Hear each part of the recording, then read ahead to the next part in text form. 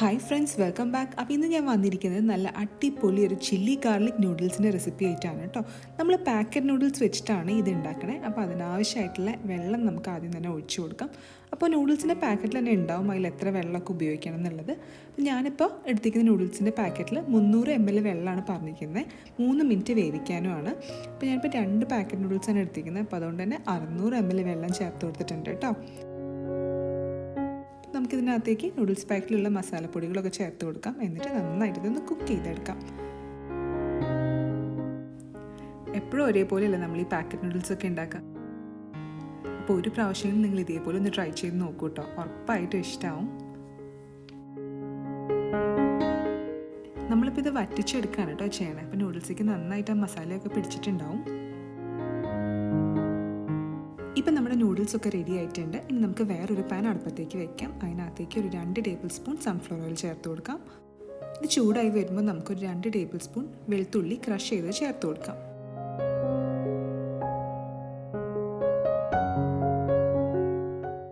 വെളുത്തുള്ളിയൊക്കെ നല്ലൊരു golden shade ആകുമ്പോൾ നമുക്ക് ഫ്ലെയിമൊക്കെ നല്ല ലോയിലാക്കി വെക്കാം.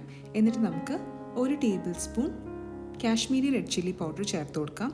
1/2 teaspoon pepper powder, 2 tablespoon soya sauce,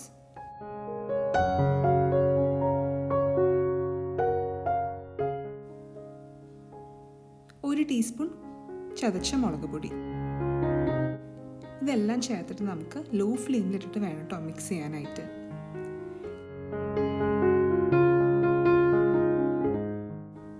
അപ്പോൾ ഇതിന് പച്ചമുളകൊക്കെ നന്നായി മാറി വന്നതിന് ശേഷം നമുക്ക് വേവിച്ച് വെച്ചിരിക്കുന്ന നൂഡിൽസില്ലേ അത് ചേർത്ത് കൊടുക്കാം. നന്നായിട്ട് മിക്സ് ചെയ്യാം.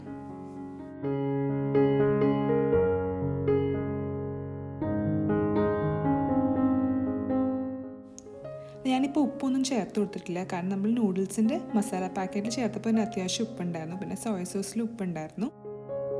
നിങ്ങൾ നോക്കിയിട്ട് ആവശ്യമുണ്ടെങ്കിൽ മാത്രം ഉപ്പ് ചേർത്താൽ മതി. നമുക്കിതിനകത്തേക്ക് അവസാനമായിട്ട് ഒരു പച്ചമുളക് കുരു കളഞ്ഞത് ചേർത്ത് കൊടുക്കാം. ഞാനിപ്പോൾ ഈ നൂഡിൽസ് സെർവ് ചെയ്യുന്നൊരു ബുൾസായി കൂടെ വെച്ചിട്ടാണ്. അതിനായിട്ടൊരു പാനിലേക്ക് കുറച്ച് എണ്ണ ഒഴിച്ച് കൊടുക്കാം. എണ്ണയൊക്കെ ചൂടാകുമ്പോൾ നമുക്ക് മുട്ട പൊട്ടിച്ച് ഒഴിച്ച് കൊടുക്കാം. പിന്നെ ആവശ്യാനുസരണം പെപ്പർ പൗഡറും ഉപ്പും ചേർത്ത് കൊടുക്കാം. നമുക്ക് മുട്ടയുടെ എഡ്ജസൊക്കെ നല്ലൊരു ഗോൾഡൻ ഷെയ്ഡ് ആവുന്ന വരെ നമ്മൾ ഇത് ഫ്രൈ ചെയ്യണേ. അപ്പം അതും കൂടെ മുകളിൽ വെച്ചിട്ട് ആ യോക്ക് പൊട്ടിച്ചിട്ട് നൂഡിൽസിൽ മിക്സ് ചെയ്യണം. അപ്പോൾ എന്തായാലും നിങ്ങൾ ഈ റെസിപ്പി ഒന്ന് ട്രൈ ചെയ്ത് നോക്കണം കേട്ടോ. ട്രൈ ചെയ്ത് നോക്കിയിട്ട് ഇഷ്ടമാണെങ്കിൽ നമ്മുടെ ചാനൽ സബ്സ്ക്രൈബ് ചെയ്യണേ. Thank you for watching. By.